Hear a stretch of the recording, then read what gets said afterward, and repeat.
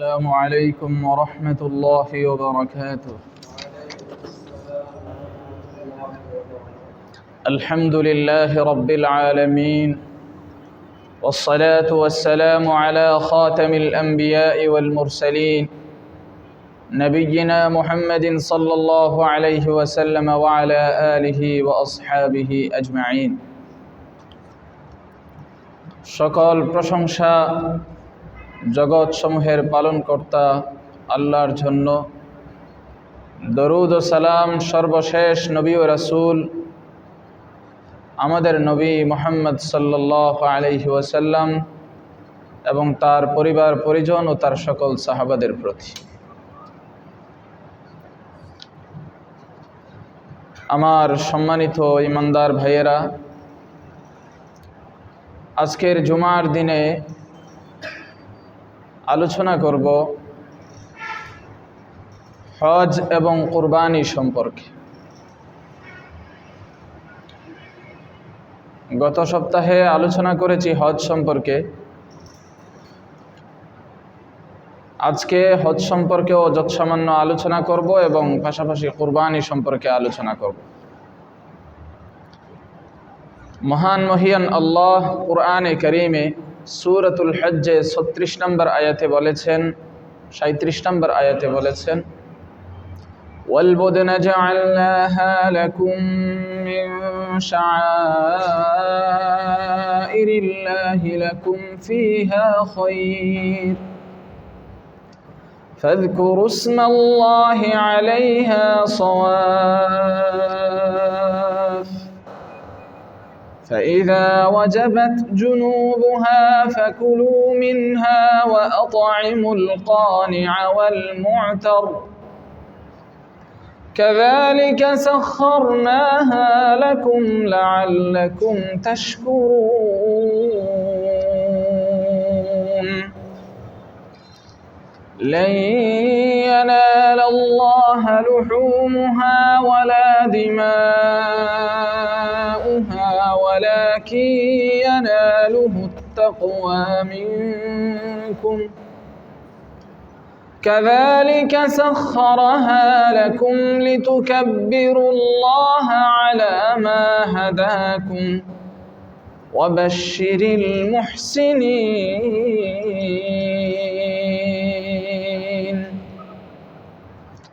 মহান মহিয়ান আল্লাহ বলেছেন, কুরবানির যে উট, কুরবানির যে জন্তু রয়েছে, সেই কুরবানির জন্তুগুলোকে আমি তোমাদের জন্য আল্লাহর নিদর্শন সমূহের অন্তর্ভুক্ত বানিয়েছি।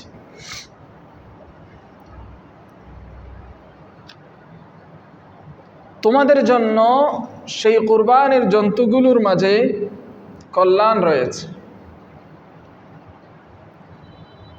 সুতরাং তোমরা কুরবানির উটগুলো সারিবদ্ধভাবে দাঁড়ানো অবস্থায় আল্লাহর নাম স্মরণ করো, অথবা কুরবানির জন্তুগুলো জবাই করার সময় আল্লাহর নাম স্মরণ করো।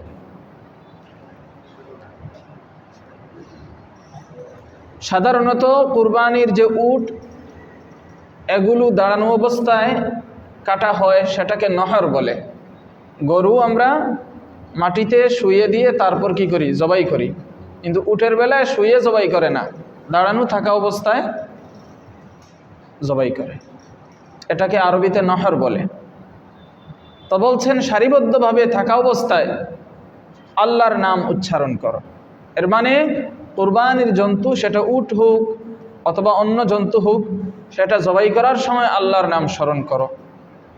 ফাইদা ওয়াজাবাত জুনুবুহা, যখন কাত হয়ে মাটিতে শুয়ে পড়বে জবাই করার পরে, তখন সেই কুরবানির কৃত জন্তু থেকে তোমরা গোশত খাও, নিজেরা ভক্ষণ করো। ওয়া আতঈমুল কানিআ ওয়াল মু'তার, এবং ধৈর্যশীল অভাবগ্রস্ত যারা, তাদেরকেও খাওয়াও। এবং যেসব অভাবগ্রস্তরা নিজের অভাবের কথা অন্যের কাছে প্রকাশ করে, তাদেরকেও খাওয়াও। নিজেরা খাও ধৈর্যশীল অভাবগ্রস্তদেরকে, যারা অভাবী কিন্তু কারো কাছে বলে না, ধৈর্যশীল, তাদেরকেও খাওয়াও। আর যারা অভাবী এবং তাদের অভাবের কথা অন্যের কাছে বলে, তাদেরকেও খাওয়াও। এভাবেই মহান আল্লাহ কুরবানির জন্তুগুলোকে তোমাদের বশীভূত করে দিয়েছেন, যাতে করে তোমরা মহান আল্লাহর কৃতজ্ঞতা প্রকাশ করো, শুকরিয়া আদায় করো। এরপরে বলছেন 37 নম্বর আয়াতে,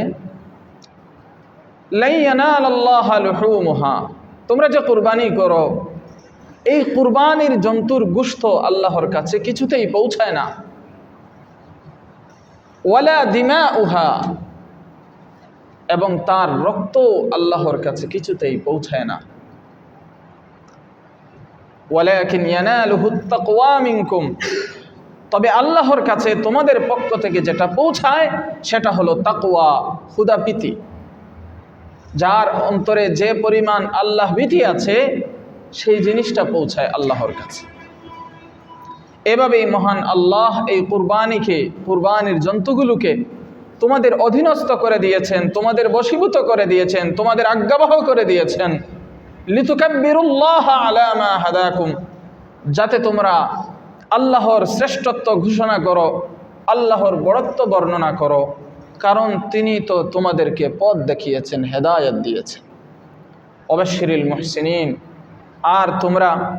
আর তুমি সুসংবাদ দাও ওই সমস্ত লোকদেরকে যারা সৎকর্ম করে, সৎ কাজ করে। সূরা হজ্জে 27 নম্বর আয়াত থেকে 35 নম্বর আয়াত পর্যন্ত আল্লাহ তাআলা বলছেন, وَأَذِّن فِي النَّاسِ بِالْحَجِّ يَأْتُوكَ رِجَالًا وَعَلَى كُلِّ ضَامِرٍ يَأْتِينَ مِنْ كُلِّ فَجٍّ عَمِيقٍ لِيَشْهَدُوا مَنَافِعَ لَهُمْ وَيَذْكُرُوا اسْمَ اللَّهِ فِي أَيَّامٍ معلومات على ما رزقهم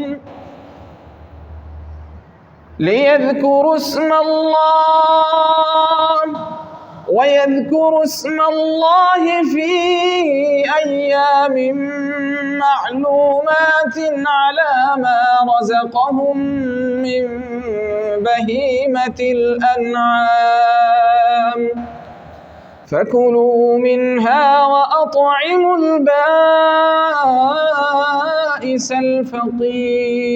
الفقير ثم ليقضوا تفثهم وليوفوا نذورهم وليطوفوا بالبيت العتيق। আল্লাহ বলছেন, হে ইব্রাহিম, আপনি মানুষের মাঝে হজের ঘোষণা দিন। তারা আপনার কাছে পায়ে হেঁটে আসবে এবং দূর দূরান্ত থেকে এমন সব উটের উপর আরোহণ করে আসবে যে উটগুলো দূর দূরান্ত থেকে আগমন করার কারণে দুর্বল হয়ে গেছে। পায়ে হেঁটে আসবে, যানবাহনে চড়ে আসবে।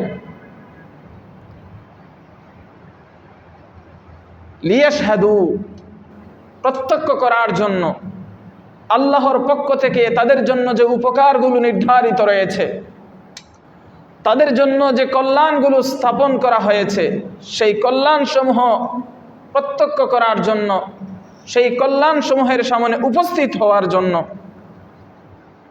এবং নির্দিষ্ট দিনসমূহে আল্লাহকে স্মরণ করার জন্য।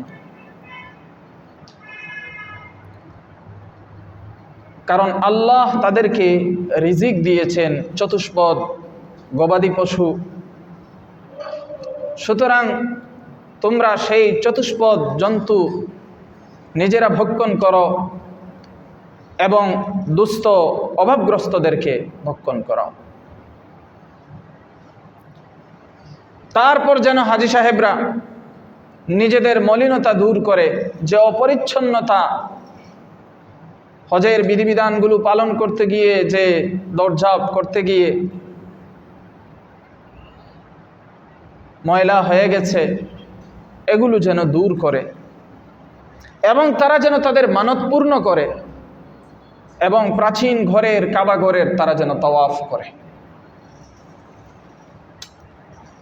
ذلك ومن يعظم حرمات الله فهو خير له عند ربه وأحلت لكم الأنعام إلا ما يتلى عليكم فاجتنبوا الرجس من الأوثان واجتنبوا قول الزور।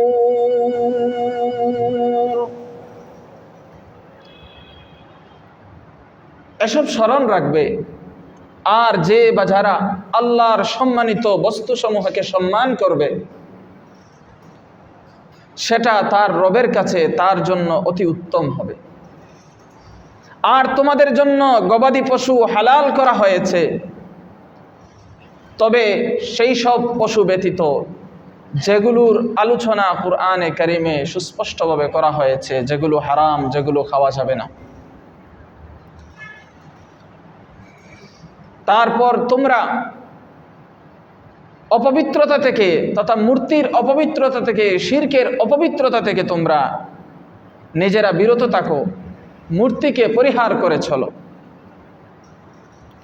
এবং তোমরা মিথ্যা কথাবার্তা পরিহার করে চলো। হুনাফাআ লিল্লাহি গায়রা মুশরিকিন বিহি ومن يشرك بالله فكأنما خر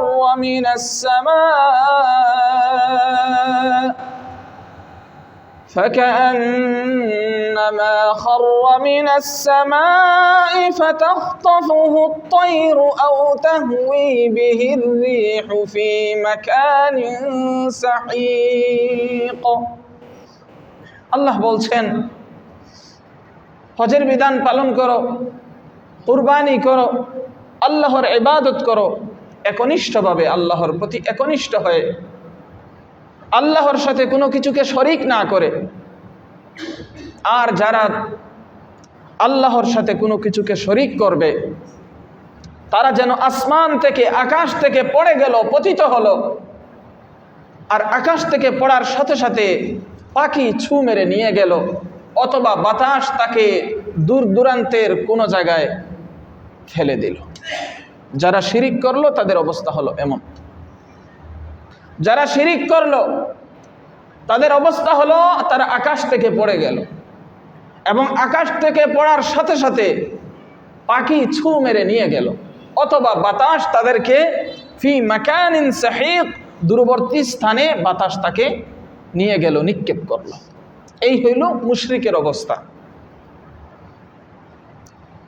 এরপর বলছেন যালিক, এসব কথা তো শুনলে, ওয়ামান ইউআযযিম শাআইরাল্লাহ ফাইন্নাহা মিন তাকওয়াল কুলুব, যারা আল্লাহর নিদর্শন সমূহকে সম্মান করে সেটা তো নিঃসন্দেহে তার অন্তরের তাকওয়ারই অন্তর্ভুক্ত। তার অন্তরের তাকওয়া, খুদাভীতির দাবি হচ্ছে আল্লাহর নিদর্শন সমূহকে সম্মান করা। যে আল্লাহর নিদর্শন সমূহকে সম্মান করে না, বুঝতে হবে তার অন্তরে আল্লাহ ভীতির তাকওয়ার সামান্যতম কিছুই নাই। লাকুম ফিহা মানাফিউ ইলা আজালিন মুসাম্মান সুম্মা মাহিল্লুহা ইলাল বাইতিল আতীক। তোমাদের জন্য কুরবানির জন্তুতে নানা রকম উপকার রয়েছে নির্দিষ্ট মেয়াদ পর্যন্ত। তারপর কুরবানির স্থান হচ্ছে প্রাচীন গড়, কাবা গড়ের আশপাশে। وَلِكُلِّ أُمَّةٍ جَعَلْنَا مَنسَكًا لِيَذْكُرُوا اسْمَ اللَّهِ عَلَى مَا رَزَقَهُم مِّن بَهِيمَةِ الْأَنْعَامِ فإلهكم إله واحد فله أسلموا وبشر المخبتين। আল্লাহ বলেন, প্রত্যেক উম্মার জন্য, প্রত্যেক জাতির জন্য আমি কুরবানি নির্ধারণ করেছি। প্রত্যেক জাতির জন্য আমি কুরবানি নির্ধারণ করেছি, যাতে করে তারা আল্লাহর নাম উচ্চারণ করে, আল্লাহর নাম স্মরণ করে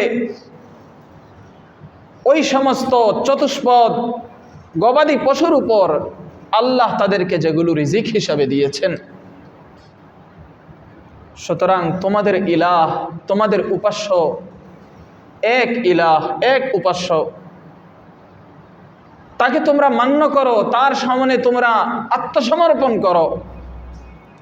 অবশ্যিরিল মুখবিতিন,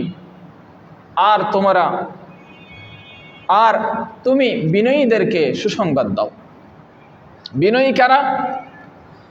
الذين إذا ذكر الله وجلت قلوبهم والصابرين على ما أصابهم والمقيم الصلاة ومما رزقناهم ينفقون।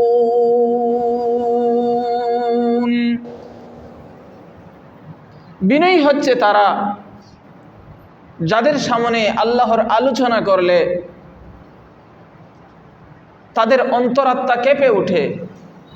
যখন আল্লাহকে স্মরণ করা হয় তাদের সামনে, তাদের অন্তর ভীত সন্ত্রস্ত হয়, তাদের অন্তর ভীতবিহ্বল হয়ে পড়ে। বিনয়ী হচ্ছে তারা, তাদের উপর যখন মুসিবত বিপদ আপদ আসে তখন তারা ধৈর্যশীল থাকে। বিনয়ী হচ্ছে তারা যারা সালাত কায়েম করে, নামাজ কায়েম করে এবং আল্লাহর দেয়া রিজিক থেকে আল্লাহর রাস্তায় খরচ করে, ব্যয় করে। এরা হচ্ছে বিনয়ী, আর তুমি সেই বিনয়ীদেরকে সুসংবাদ দাও।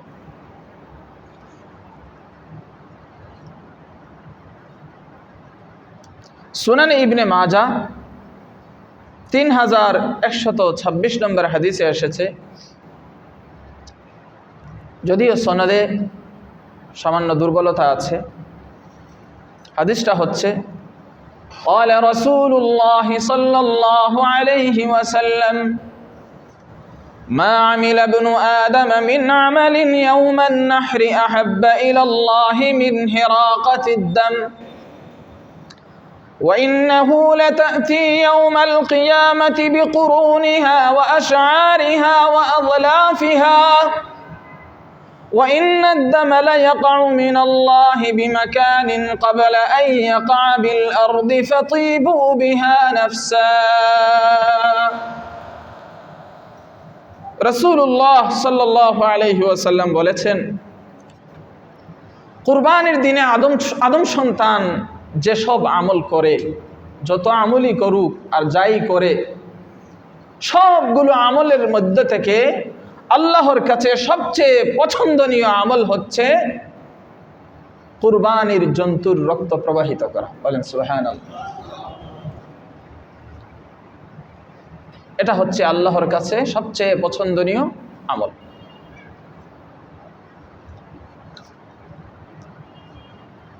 নিঃসন্দেহে কুরবানির জন্তুগুলো কিয়ামতের দিন তার শিং, তার পশম, তার খুর এগুলো নিয়ে উপস্থিত হবে। সুবহানাল্লাহ। আর কুরবানির জন্তুর রক্ত মাটিতে পড়ার আগে আগেই আল্লাহর কাছে সম্মানের স্থানে পৌঁছে যায়। সুবহানাল্লাহ। কুরবানির জন্তুর রক্ত মাটিতে পড়ার আগে আগে সম্মানের স্থানে, আল্লাহর কাছে সম্মানের স্থানে পৌঁছে যায়। সুতরাং নবীজি বলেন ফতিবু বিহা নাফসা। অতএব এত মর্যাদাপূর্ণ, এত গুরুত্বপূর্ণ আল্লাহর পছন্দনীয় জিনিস কুরবানি, তোমরা স্বাচ্ছন্দ্যে সেই কুরবানি করো। তাহলে কুরবানি করলে কে খুশি হয়? বলেন সবাই, কে খুশি হয়? আর নারাজ হয় কারা? নারাজ হয় কারা? যারা আল্লাহর সাথে শিরকে লিপ্ত। যারা আল্লাহর সাথে শিরকে লিপ্ত তারা নারাজ হয়। যারা আল্লাহর অস্তিত্বকে অস্বীকার করে তারা নারাজ হয়। আমি আপনি আল্লাহর অস্তিত্বকে স্বীকার করি এবং আল্লাহর জাত ও সিফাতের মধ্যে আমরা শরিক করি না। অতএব আল্লাহর পছন্দনীয় জিনিস কুরবানি আমরা করব তো ইনশাআল্লাহ। আল্লাহ সবাইকে তৌফিক দান করুন। যারা নারাজ হয় এদের কাছে বনি আদমের কোনো মূল্য নেই। ওদের কাছে গাছের মূল্য আছে, ওদের কাছে জীব জানোয়ারের মূল্য আছে। মূল্য আছে বলতে এটা মানুষ দেখানো মূল্য আছে। মূলত উদ্দেশ্য জীবজন্তুর প্রতিও মায়া মমতা নয় এবং গাছপালার প্রতিও মায়া মমতা নয়। উদ্দেশ্যই হলো তাদের কোরআনের আয়াতকে, নবীজির হাদিসকে বিতর্কিত করে জনসম্মুখে বিভ্রান্তি সৃষ্টি করে, এটাই তাদের উদ্দেশ্য। আমাদের বাংলাদেশে যেগুলো বিশৃঙ্খলা করে সাধারণত, যে নাস্তিকগুলো বা যে মুশরিকগুলো, এদের ঘুরে ফিরে আপনি উদ্দেশ্য দেখবেন এটাই, যে এরা মূলত মানুষকে, মুসলিম সাধারণ জনতাকে বিভ্রান্ত করতে চায়। কথা বুঝতে পারছেন? অথচ তারা নিজেরাও গোশত খায়, তারা নিজেরাও মুরগ খায়, তারা নিজেরাও গরুর গোশত খায়। শুধু আপনারা যখন জবাই করবেন তখন সমস্যা তৈরি হয়।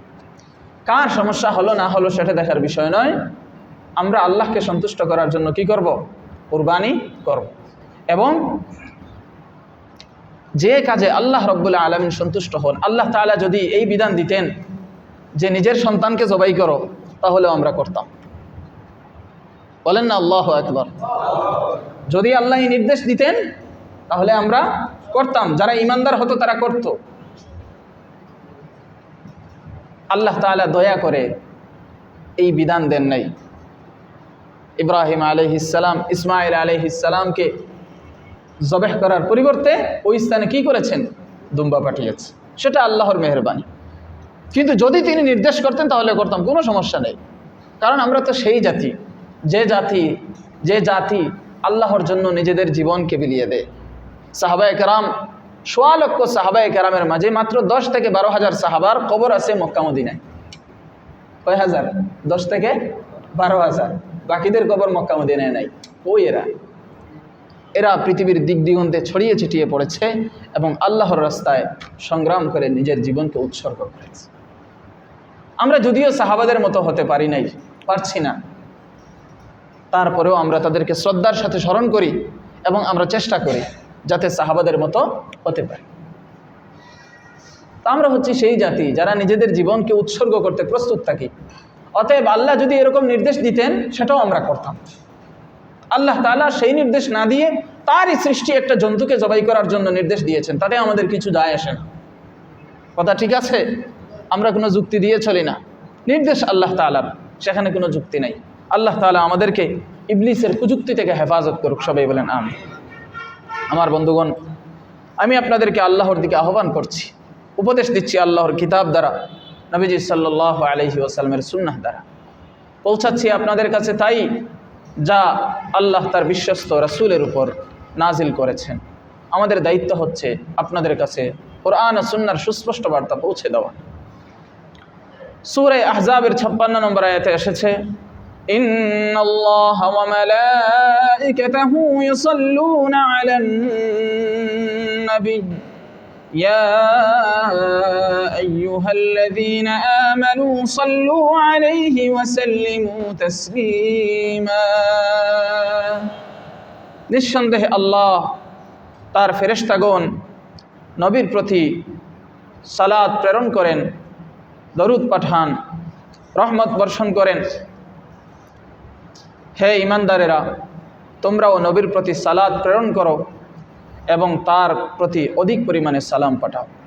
আল্লাহুম্মা সাল্লি আলা মুহাম্মাদিন আবদিকা ওয়া রাসূলিক কামা সাল্লাইতা আলা ইব্রাহিম ওয়া বারিক আলা মুহাম্মাদিন ওয়া আলা আলি মুহাম্মাদ কামা বারাকতা আলা ইব্রাহিম। আমার ভাইয়েরা, আলোচনা করছি কুরবানি সম্পর্কে। কুরআনে কারীমে সূরা আনআমে 163 নম্বর আয়াতে আল্লাহ বলেছেন, কুল ইন্না সালাতি ওয়া নুসুকি ওয়া মাহইয়ায়া ওয়া মামাতি লিল্লাহি রাব্বিল আলামিন। 162 নম্বর আয়াত। আর 163 নম্বর আয়াত হলো, লা শারীকা লাহু ওয়া বিযালিকা উমিরতু ওয়া আনা আউওয়ালুল মুসলিমিন। হে নবী, আপনি বলুন, নিঃসন্দেহে আমার সালাত, আমার নামাজ, আমার ইবাদত, আমার হজ, আমার কুরবানি, আমার জীবন, আমার মরণ সব কিছুই জগৎ সমূহের পালন কর্তা আল্লাহর জন্য। যেভাবেই যাই করি সব কিছু কার জন্য? জবাই করি কার জন্য? কাবাগরের তওয়াফ করি কার জন্য? 5 ওয়াক্ত নামাজ পড়ি কার জন্য? সবই এক আল্লাহর জন্য। আমার জীবনও আল্লাহর জন্য, আমার মরণও আল্লাহর জন্য। লা শারীকা লাহ, আল্লাহ হচ্ছেন সেই সত্তা যার কোনো শরীক নেই। ওয়াবিযালিকা উমিরত, এবং এটারই আমাকে আদেশ করা হয়েছে যে আমার সব কিছু করবো আল্লাহর জন্য, তার জাত ও সিফাত, তার সত্তা ও গুণাবলীর সাথে কাউকে কোনো কিছুকে শরীক করব না।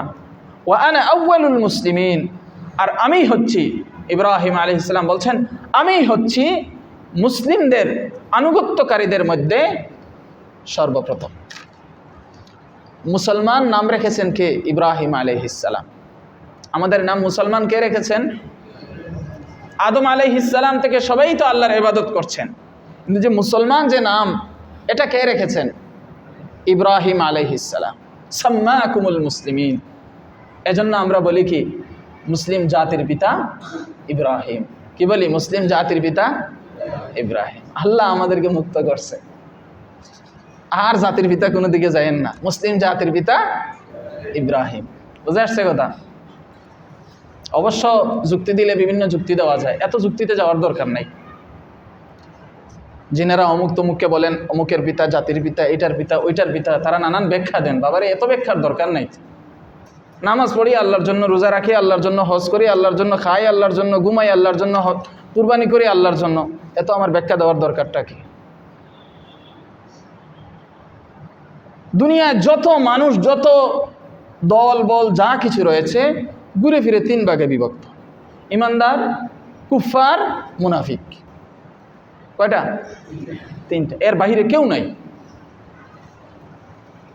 যত দল আছে, যত কিছু আছে, ঘুরে ফিরে আদর্শিকভাবে কয় শ্রেণীতে বিভক্ত?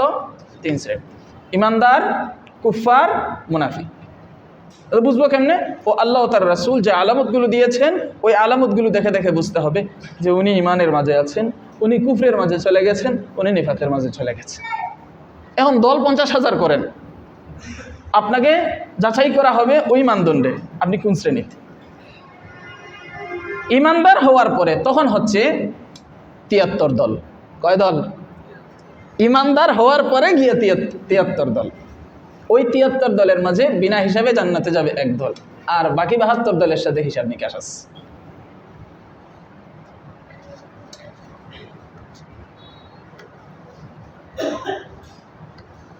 সহিহ বুখারী 5500 নম্বর হাদিসে এসেছে, ওয়ান জুনদুব ইবনে আব্দুল্লাহ রাদিয়াল্লাহু আনহু قال ضحينا مع رسول الله صلى الله عليه وسلم أضحية ذات يوم فإذا أناس قد ذبحوا ضحاياهم قبل الصلاة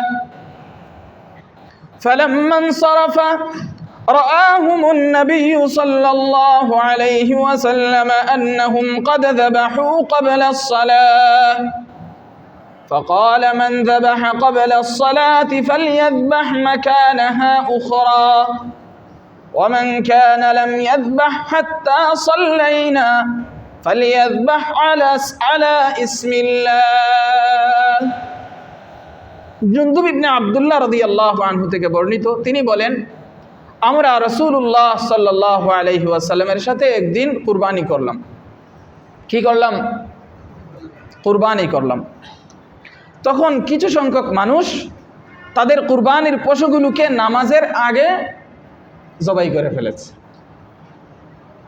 নবীজি যখন ফিরলেন, জিজ্ঞেস করলেন ব্যাপার কি, জানতে পারলেন যে, এবং দেখতে পারলেন, বুঝতে পারলেন যে তারা নামাজের আগেই কি করেছে? কুরবানির জন্তু নামাজের আগেই জবাই করে ফেলেছে। তখন নবীজি বললেন, মান যাবাহা ক্বাবলা আস-সালাহ ফালইয়াযবাহ মাকানাহা উখরা। যারা ঈদের নামাজের আগে জন্তু জবাই করেছেন, তারা কি করেন? এটার স্থানে আরেকটা জবাই করেন। কুরবানি হয় নাই, কুরবানি হওয়ার জন্য নামাজের পরে কি করতে হবে? জবাই করতে হবে। আর যারা জবাই করেন নাই, আমরা নামাজ পড়া পর্যন্ত তারা এখন আল্লাহর নামে কি করেন? জবাই করেন। মুসনাদে আহমদে 8273 নম্বর হাদিসে এসেছে, সুনানে ইবনে মাজাহ 3123 নম্বর হাদিসে এসেছে, মান ওয়াজাদা সাআতান ফালাম ইউদহি ফালা ইয়াকরাবান্না মুসাল্লানা, মান কানা লাহু সাআতুন ওয়া লাম ইউদহি ফালা ইয়াকরাবান্না মুসাল্লানা।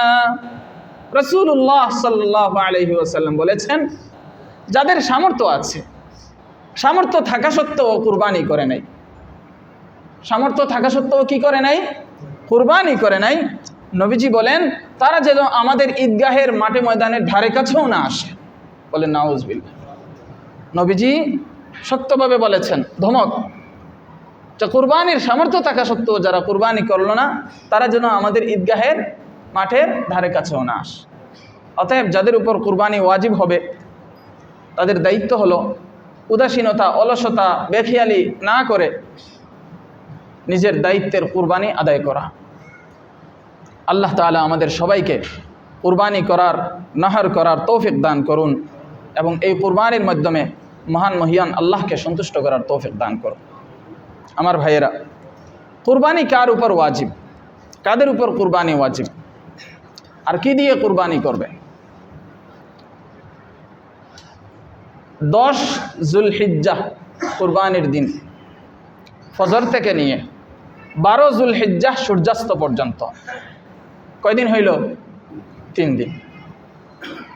এই সময়ের ভিতরে যে প্রাপ্তবয়স্ক, সুস্থ মস্তিষ্ক সম্পন্ন নরনারীর কাছে প্রয়োজনের অতিরিক্ত 52.5 তোলা রূপার সমমূল্যের সম্পদ থাকবে, প্রয়োজনের অতিরিক্ত 52.5 তোলা রূপার সমমূল্যের সম্পদ থাকবে, তার উপর কুরবানি ওয়াজিব হবে। প্রত্যেক কুরবানির মৌসুমে ওই সময়ের বাজার দরটা আমাদেরকে জানতে হবে। উদাহরণস্বরূপ, যদি রূপার বাজার দর এই মুহূর্তে 1000 হয়, তাহলে 52.5 তোলা রূপার মূল্য 52,500 টাকা। যদি 2000 হয়, তাহলে 52.5 তোলা রূপার মূল্য কত? 1,05,000 টাকা। অর্থাৎ যেটাই হয় জিজ্ঞেস করে জেনে নেবেন, তারপরে হিসাব করবেন যে আপনার প্রয়োজনের অতিরিক্ত এই পরিমাণ মূল্যের সম্পদ বা টাকা পয়সা, সোনা রূপা যেটাই হোক আপনার কাছে আছে কিনা। যদি থাকে আর আপনি এই 3 দিনের ভিতরে প্রাপ্তবয়স্ক থাকেন, আপনার মস্তিষ্ক সুস্থ থাকে, তাহলে আপনার উপর কি আসবে? কুরবানি আসবে। টাকা পয়সা, সোনা রূপা, অলংকার এবং বর্তমানে বসবাস এবং খাবার দাবারের কাজে আসে না এমন জমি, এমনি পড়ে আছে এমন জমি, এরপরে প্রয়োজনের অতিরিক্ত বাড়ি,